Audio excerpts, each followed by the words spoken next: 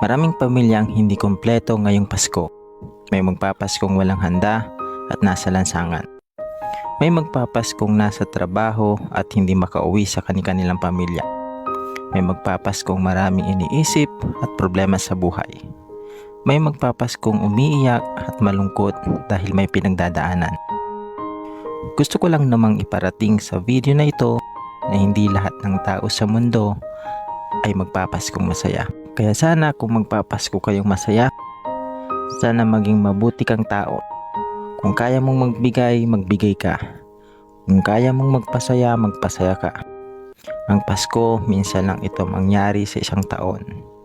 Mas masaya kung ang makakasama mo at nakikita mo ay kapareho mong nakangiti at tumatawa ngayong darating na Pasko. Simpleng bagay pero malaking bagay ito sa isang tao. Walang kapantay na pera o material na bagay ang ngiting maibibigay mo. Iparamdam natin sa kanila na ang tunay na diwa ng Pasko ay hindi lang nakadepende sa regalo o handa ng isang tao. Magkus sa puso ng isang tao na nagmamalasakit at may pagmamahal din sa kapwa niya tao. Tandaan mo yan. God bless.